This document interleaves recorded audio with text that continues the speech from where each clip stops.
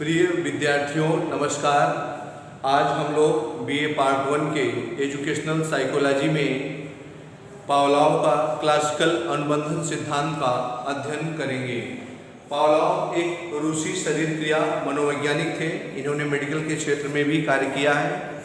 1904 में पावलोव महोदय को नोबेल प्राइज से पुरस्कृत किया गया था। और पावलोव के क्लासिकल अनुबंधन का सिद्धांत ये एक जुआ है, हिंदी में इसे कहते हैं। इसमें एक कुत्ते को बांधा गया है और कुत्ते के सामने मीट रखा गया है और ये सामने पावलोव महोदय बैठे हैं चेयर पर। ये लाल मापी यंत्र ऊपर लगा हुआ है।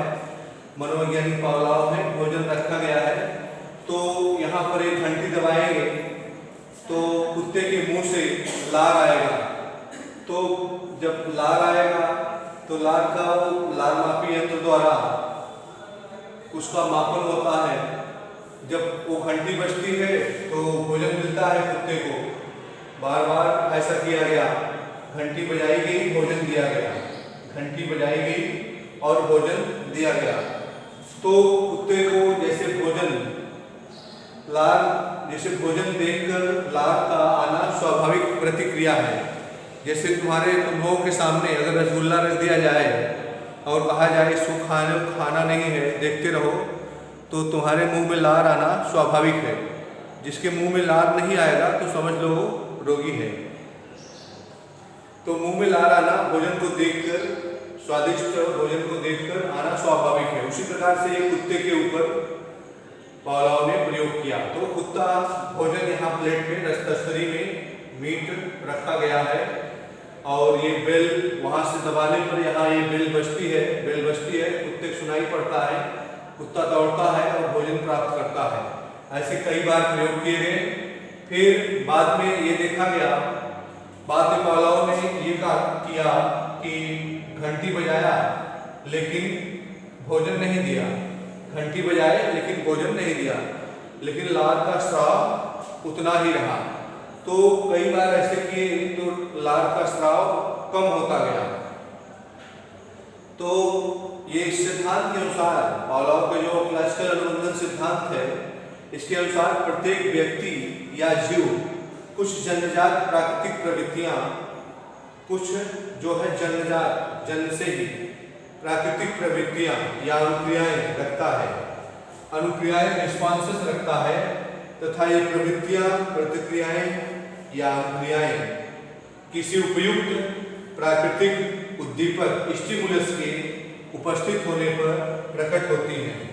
तो जैसे हम आग को देखकर हाथ हटा लेते हैं, प्राकृतिक स्टिमुलस आग है, उसको देखकर हमें हाथ अपने आप फट जाता है। तो जैसे यहाँ पर ये बताया गया कि भूखे व्यक्ति के सामने भोजन आने पर मुंह में लार का आना या तेज शोर से डर जाना स्वाभाविक प्रतिक्रिया है, स्वाभाविक अनुक्रिया है या प्रतिक्रिया है।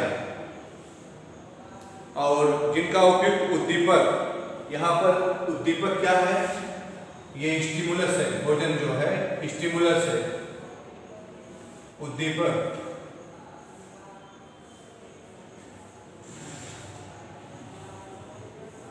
भोजन को ही देखकर कुत्ता अनुक्रिया करता है, तो भोजन स्टिमुलस है।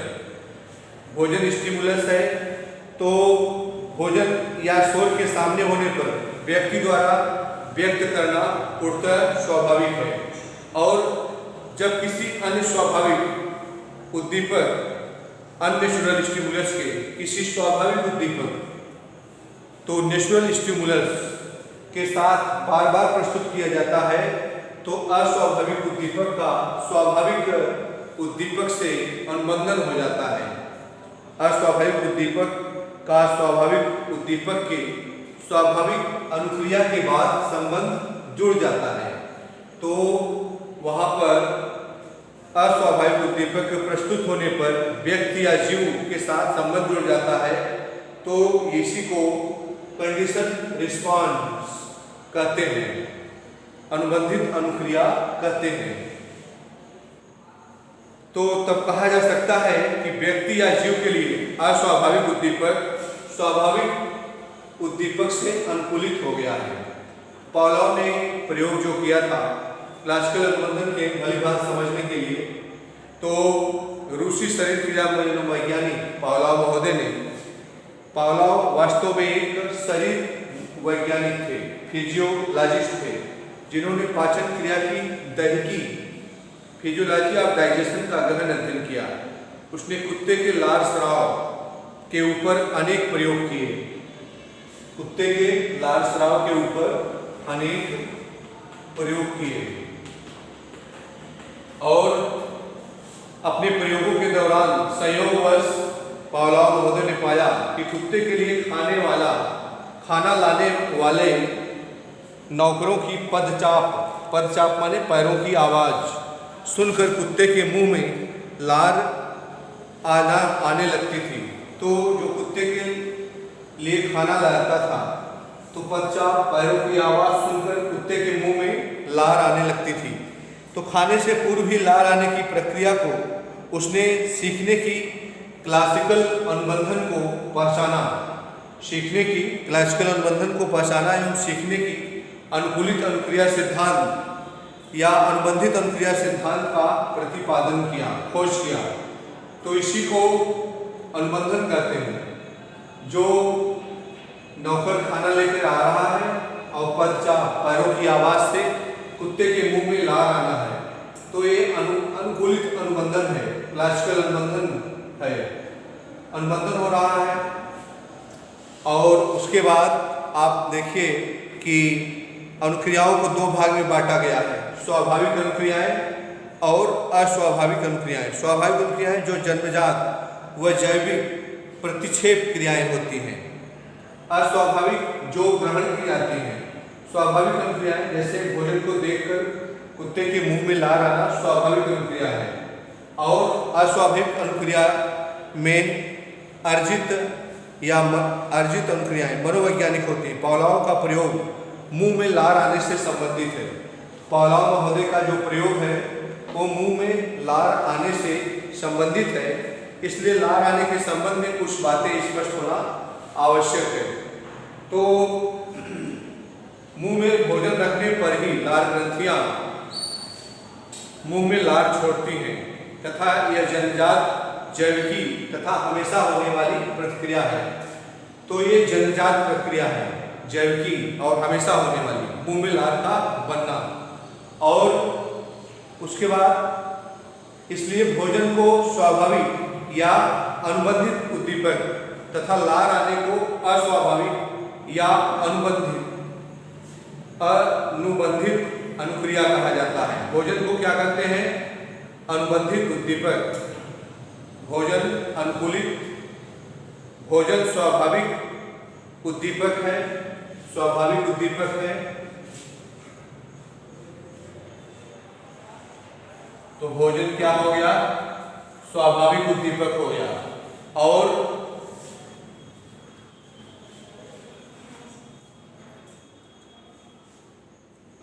अस्वाभाविक या अनुकूलित, इसलिए भोजन को स्वाभाविक तथा लार आने को अस्वाभाविक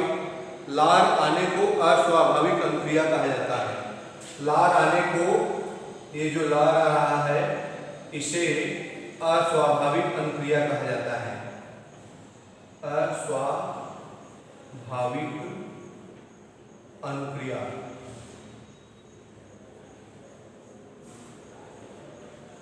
अस्वाभाविक अनुक्रिया कहा जाता है। तो पावलोव ने अपने प्रयोग के दौरान कुत्ते को भोजन मीट देते समय घंटी की आवाज़ करनी प्रारंभ कर दी। ये घंटी बेल बजाने के लिए यहाँ पर है, तो घंटी की आवाज़ करनी प्रारंभ कर दी। अनेक बार ऐसा करने के बाद उसने केवल घंटी की आवाज़ की तथा कुत्ते के मुंह में तथा खाना मीट नहीं दिया। ऐसा करने पर उसने पाया कि केवल घंटी की आवाज़ सुनकर कुत्ते के मुंह में लार आ गई। इससे पावलोव ने निष्कर्ष निकाला कि कुत्ते ने घंटी की आवाज़ को लार के आने से संबंधित या अनुबंधित कर लिया। तो कुत्ते ने घंटी की आवाज़ को लार के आने से संबंधित या अनुबंधित कर लिया है कि घंटी बजेगी तो मुझे खाना मिलेगा। तो इस प्रकार ये अनुबंधन की क्रिया है। उसके बाद फिर दूसरे शब्दों में कुत्ते ने सीख लिया कि घंटी की आवाज़ भोजन का संकेत है। घंटी की आवाज़ क्या है? भोजन का संकेत है। ये पावलोव साहब जब घंटी बजाएंगे, यहाँ घंटी बजेगी तो कुत्ते ने ये सीख लिया कि घंटी बजेगी तो भोजन मिलेगा। और दूसरे शब्द तथा मुंह में लार जाती है।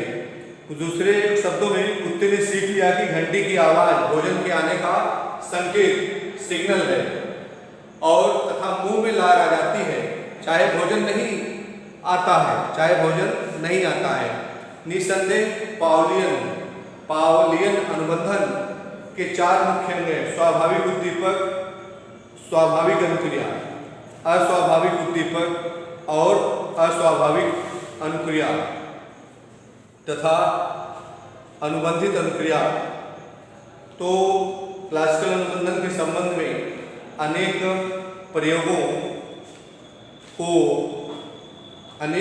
के अनुबंधन के संबंध में अनेक महत्वपूर्ण प्रत्ययों तथा सिद्धांतों का प्रस्तुत किया। इनमें कुछ प्रमुख हैं। तो पहला क्या है?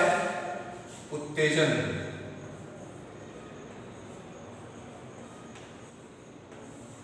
पहला क्या है? उत्तेजन, एक्सिटेशन, अनुबंधित उद्दीपक, सीयस, कंडीशन, स्टिमुलस। तो प्राकृतिक उद्दीपक अनकंडीशनल स्टिमुलस के साथ बार बार प्रस्तुत करने पर, तो सीयस अनुबंधित उद्दीपक कुत्ता है और प्राकृतिक उद्दीपक अनकंडीशनल उद्दीपक ये बेल है के साथ बार बार प्रस्तुत करने पर अनुबंधन के फलस्वरूप प्राणी में उत्तेजन उत्पन्न हो जाता है। तो कंडीशनिंग के फलस्वरूप प्राणी में उत्तेजन उत्पन्न हो जाता है जो उसे अनुबंधित अनुक्रिया कंडीशन रिस्पॉन्स करने के लिए तत्पर कर देता है। दूसरा है विलोपन।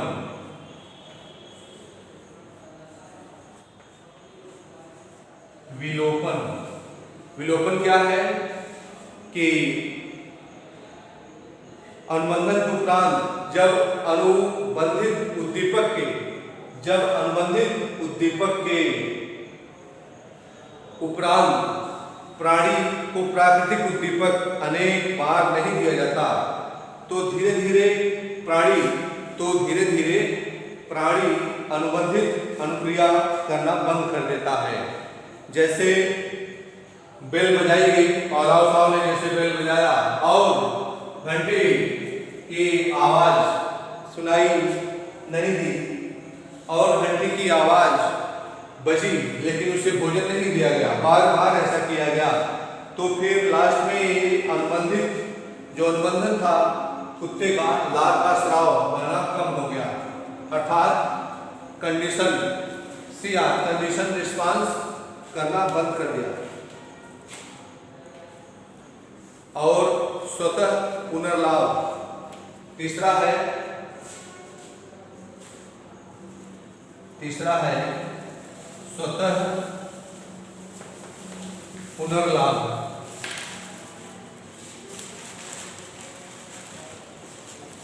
स्वतः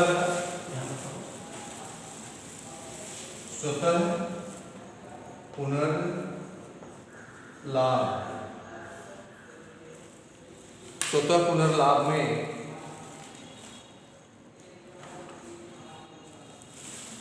स्वतः पुनर्लाभ में क्या है? विलोपन के कुछ समयोपरांत यदि प्राणी के समक्ष अनुबंधित उद्दीपक सीएस प्रस्तुत किया जाता है तो विलोपन के कुछ समयोपरांत यदि प्राणी के समक्ष अनुबंधित उद्दीपक कंडीशन रिस्पांस अनुबंधित उद्दीपक प्रस्तुत किया जाता है तो कभी कभी प्राणी अनुबंधित अनुक्रिया को पुनः कर देता है। तो अनुबंधित उद्दीपक जब प्रस्तुत किया जाता है तो अनुबंधित अनुक्रिया को पूर्ण कर देता है। इसमें आया स्वतः पुनर्लाभ में। चौथा है उद्दीपक सामान्यीकरण। तो उद्दीपक सामान्यीकरण में क्या है कि अनुबंधन होने के उपरांत प्राणी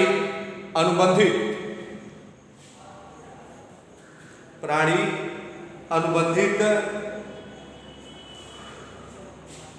उद्दीपक से मिलते जुलते अन्य उद्दीपकों के प्रति भी प्राय उसी ढंग से अनुक्रिया करता है। तो इसके लिए अगला है उद्दीपक विभेदन। अनुबंधन के प्रयासों की संख्या बढ़ने पर प्राणी मूल अनुबंधित उद्दीपक CS तथा अन्य समान उद्दीपकों में विभेद करने लगता है। छठा है बाह्य अवरोध। तो अनुबंधन के दौरान यदि कोई नया उद्दीपक अनुबंधित उद्दीपक के साथ दिया जाता है तो पूर्व अनुबंधन की प्रक्रिया धीमी या अवरुद्ध हो जाती है। फिर नेक्स्ट है सातवां कालिक क्रम। कालिक क्रम क्या है? अनुबंधन के लिए अनुबंधित उद्दीपक तथा स्वाभाविक उद्दीपक के बीच समय अंतराल के बढ़ाने पर अनुबंधन कमजोर हो जाता है। पुनर्बलन किसे कहते हैं? रेनफोर्समेंट। जैसे अनुबंधन को पुनर्बलित करने के लिए यह महत्वपूर्ण अनुबंधित उद्दीपक के साथ स्वाभाविक उद्दीपक भी बीच में दिया जाता है। पावलोव के द्वारा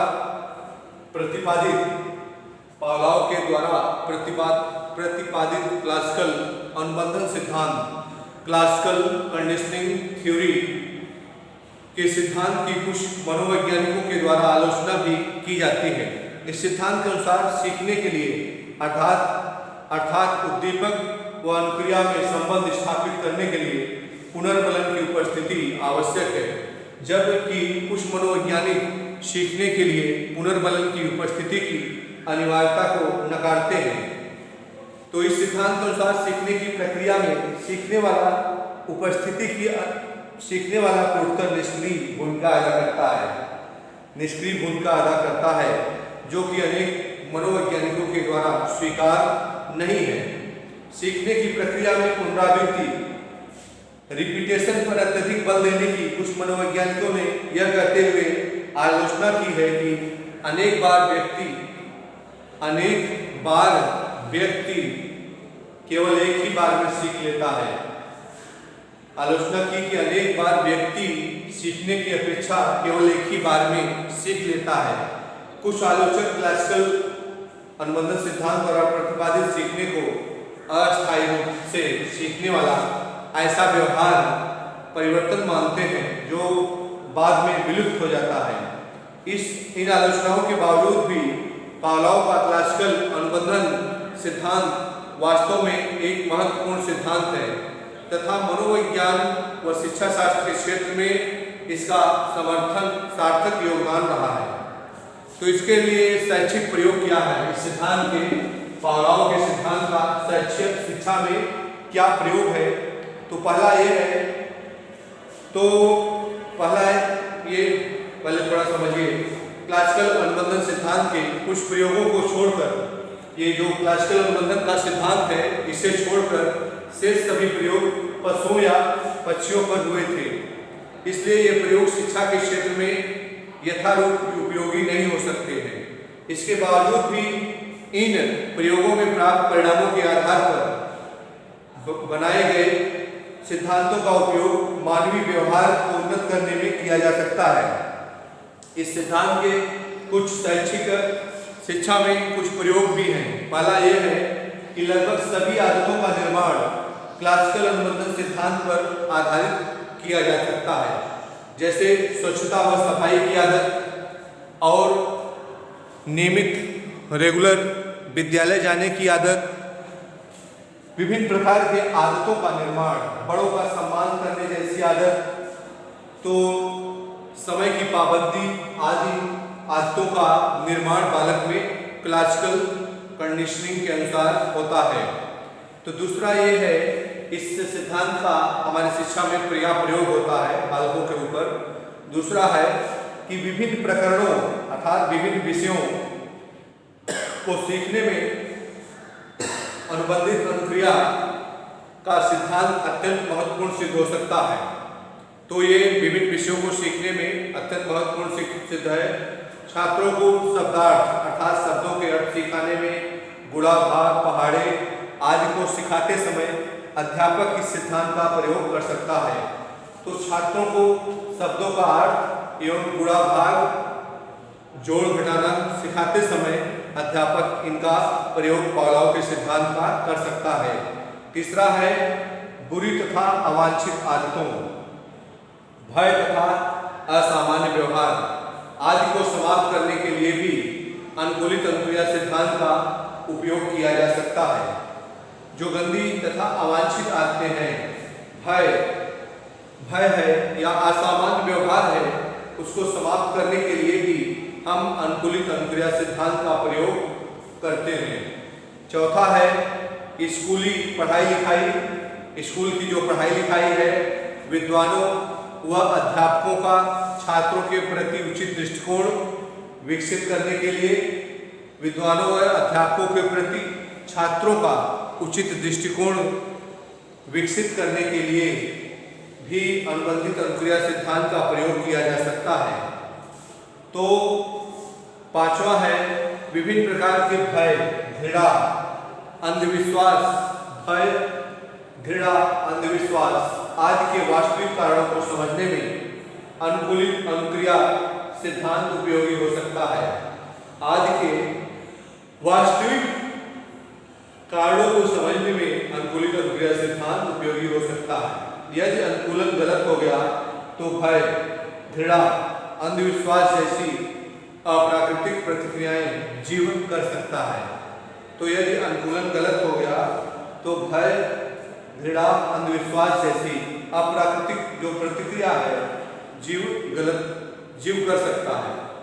फिर छठवां ये है पॉइंट शिक्षा में जो पावलोव महोदय का प्रयोग किया गया कि मानसिक रूप से पिछड़े व्यक्तियों को पढ़ाने व प्रशिक्षित करने के लिए भी अनुकूलित अनुक्रिया सिद्धांत को प्रयोग में लाया जाता है। तो कंडीशनिंग अनुबंधन, इस प्रकार आपने पावलोव का क्लासिकल अनुबंधन का सिद्धांत देखा। तो इसमें CS क्या है? CS जो होता है वो क्लासिकल CS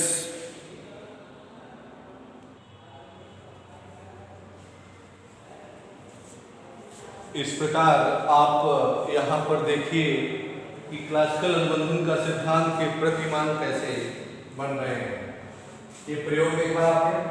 अब देखिए UCS अनकंडीशनड स्टिमुलस भोजन है और भोजन को देखकर UCR अनकंडीशनड रिस्पांस, ये अस्वाभाविक अनुक्रिया लाराना, और ये क्या है अस्वाभाविक CS कंडीशन उद्दीपक है, अस्वाभाविक उद्दीपक और अस्वाभाविक अनुक्रिया। फिर भोजन प्लस घंटी की आवाज, उसके बाद UCR लाराना, तो अस्वाभाविक अनुक्रिया लारा रही है। फिर घंटी की आवाज CS कंडीशन स्टिमुलस, ये स्वाभाविक उद्दीपक कंडीशन अनुबंधित उद्दीपक है और ये CS कंडीशन रिस्पांस।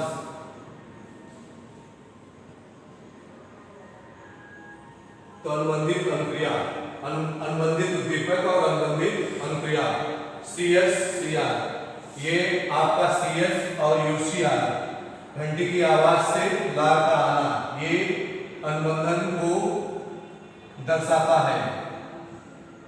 अनुबंधन को ये घंटी की आवाज से लार का आना, तो ये CS और UCR का अनुबंधन हुआ।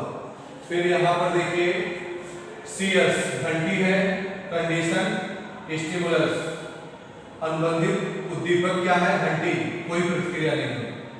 फिर यहाँ पर UCS अनकंडीशन स्टिमुलस, अस्वाभाविक उद्दीपक भोजन है, तो भोजन देख के लार आया। फिर CS घंटी है प्लस UCS, घंटी और भोजन, घंटी बजती है, भोजन दिया जाता है तो लार आता है। ये CS और UCS इक्वल टू UCR, ये हुआ। CS क्या है, कंडीशन स्टिमुलस, कंडीशन स्टिमुलस, और ये UCR अनकंडीशन स्टिमुलस, और UCS अनकंडीशन स्टिमुलस, UCR अनकंडीशन रिस्पांस, और ये CS और CR, CS घंटी है, CR लार है, कुत्ते का लार। तो इस प्रकार आप इसे ध्यानपूर्वक पढ़िएगा, ये बहुत ही इंपॉर्टेंट है, परीक्षा में प्रतिवर्ष पूछा जाता है, और इसका हमारे बच्चों जो छोटे बच्चे हैं उनके ऊपर इसका प्रयोग भी किया जाता है पढ़ाते समय। तो ये सीखने के सिद्धांत में पावलोव का अनुबंधक अनुक्रिया सिद्धांत आज यहीं पर समाप्त होता है। फिर वीडियो को अधिक से अधिक देखें, शेयर करें, लाइक करें, सब्सक्राइब करें, बेल आइकन की घंटी जरूर दबाएं। तो आज की क्लास यही समाप्त होती है। थैंक्स।